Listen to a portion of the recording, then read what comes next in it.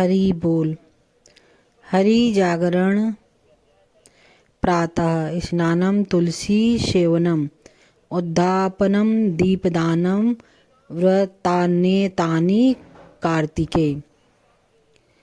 ये 5 कार्य कार्तिक के संपूर्ण माह प्रातःकाल प्रत्येक वैष्णव भक्त सनातनी को अवश्य करने चाहिए। कार्तिक माह अत्यंत ही पुण्यमय महीना होता है, जिसमें भगवान कृष्ण की विशेष पूजा अर्चना का महत्व सनातन धर्म पद्धति में दिया गया है, जिसमें एक सबसे प्रमुख भगवान की बाल लीला है, जो दामोदर लीला के नाम से प्रसिद्ध है। अतः प्रत्येक वैष्णव भक्त को दामोदर लीला, दामोदर स्तोत्र, दामोदर अष्टकम का प्रत्येक दिन प्रातः काल संपूर्ण कार्तिक माह में पाठ अवश्य करना चाहिए। दामोदर लीला की कथा श्रीमद् भागवतम के संपूर्ण महाकाव्य में सबसे भावुक कथाओं में से एक है। भगवान कृष्ण अपनी एक सामान्य शरारत कर रहे थे। उन्होंने मक्खन की मटकी तोड़ दी और उसे बानरों को खिलाने लगे। उनकी माता यशोदा ने उन्हें पकड़ लिया और सोचा कि अब उन्हें दंड देने का समय आ गया है।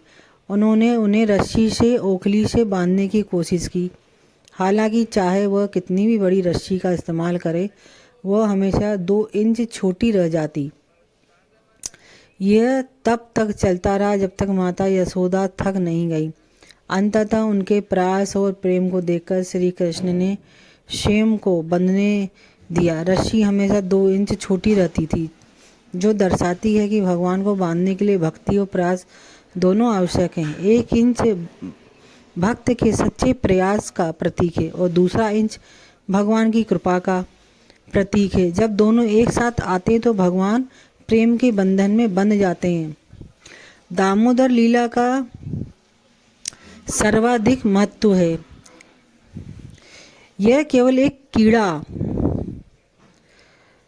कथा से ही अधिक है। यह लीला एक कीड़ारत शिशु का प्रतिनिधित्व करती है। वास्तव में यह भगवान के प्रति भक्त के असीम प्रेम और व्यक्त करती है। समस्त सृष्टि के स्वामी ब्रह्मांड की प्रत्येक वस्तु पर नियंत्रण रखते हुए इस लीला में शिवम को अपनी माँ के प्रेम के बंधन में भी बांध सकते हैं। प्रेम और भक्ति सर्व शक्तिमान को भी बांध सकती है। दामोदर लीला हमें यह सिखाती है कि ईश्वर शुद्ध भक्ति का उत्तर देते हैं और ब्रह्मांडीय शक्तियाँ उनकी प्रतिक्रिया में बाधा नहीं बनती। वे सौम्य और दयालु हैं और अपनी शक्ति के बावजूद अपने भक्तों के लिए वे छोटे और उपलब्ध हो जाते हैं।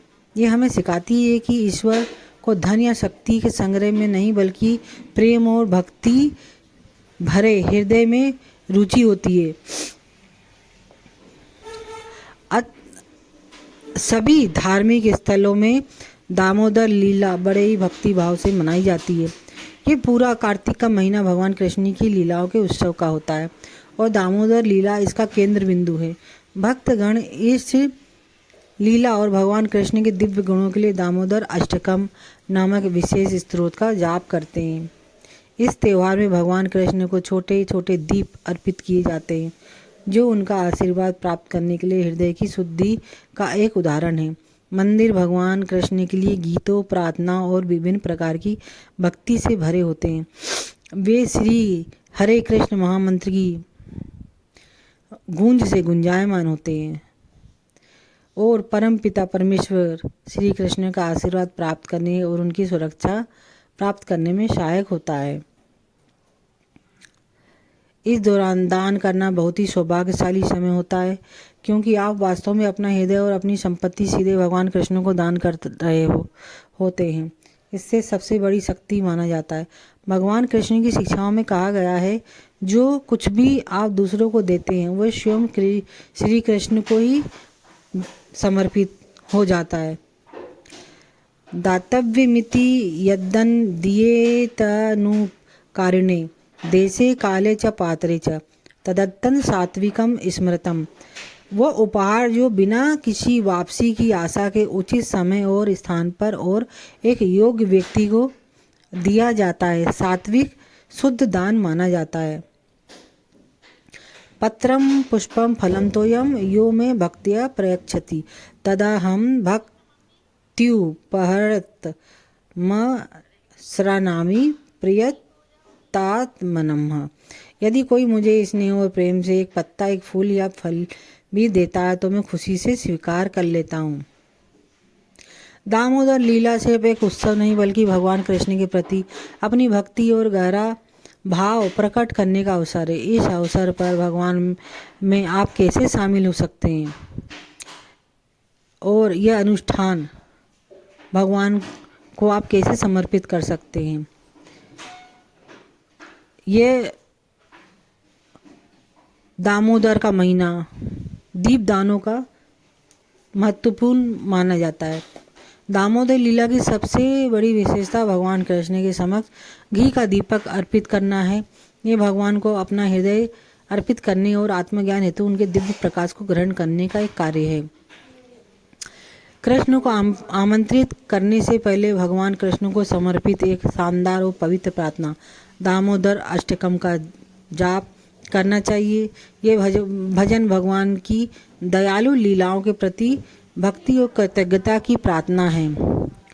कृष्ण विशेषकर उनकी दामोदर लीला को समर्पित भक्ति गीत और भजन गाने से मन और हृदय शुद्ध होता है। भक्त सामूहिक प्रार्थना में भाग लेते हैं और सामूहिक शक्ति और भक्ति आध्यात्मिक ऊर्जा बढ़ती है। दामोदर स्तोत्र आदि का कीर्तन महत्वपूर्ण है। कार्तिक माह में भक्त विभिन्न सेवा कार्य करते हैं। इसमें मंदिर की सफाई, गरीबों को भोजन कराना या किसी भी तरह से लोगों की मदद करना शामिल हो सकता है। हर कार्य भगवान कृष्ण को समर्पित होता है। कार्तिक मास की एकादशी चंद्र चक्र का 11वां दिन जैसे सभी महत्वपूर्ण दिनों पर उपवास रखना महत्वपूर्ण है। उपवास करते समय उपवास करने से मन और शरीर शुद्ध होते हैं और इसलिए व्यक्ति आध्यात्मिक विकास के प्रति संवेदनशील बनता है। उदाहरण के लिए दामोदर लीला भगवान कृष्ण की चंचल और दिव्य लीलाओं पर चिंतन करने का एक अच्छा समय है। श्रीमद् भागवतम और श्रीमद् भगवद गीता का पाठ इन कथाओं में छिपे गहन अर्थों पर चिंतन करने से व्यक्ति भगवान विष्णु की ओर निकट पहुंचता है। दामोदर लीला बहुत खूबसूरती से दर्शाती है कि कैसे भगवान कृष्ण सर्वशक्तिमान होते हुए अपने भक्तों के प्रति प्रेम से खुद को बांध लेते हैं। आइए हम दीपदान करके उनके पवित्र नामों का जाप करते हैं और भगवान कृष्ण के साथ आध्यात्मिक बंधन बनाने के लिए भक्ति और दान के कार्यों में संलग्न होते हैं। ये दिव्य लीला का उत्सव मनाएं। दामोदर लीला वास्तव में एक अत्यंत उल्लासमय उत्सव है जहाँ अनेक कीर्तन, प्रार्थनाएं और प्रसाद होते हैं और जो भक्तों को साधना की ओर प्रेरित करने का अवसर प्रदान करते हैं। यह भक्ति के लिए सर्वोत्तम काल है और श्री कृष्ण की लीलाओं का प्रतिबिंब है। ऐसे भगवान श्री श्याम सुंदर को कोटि कोटि वंदन है। हरि ओम तत्सत।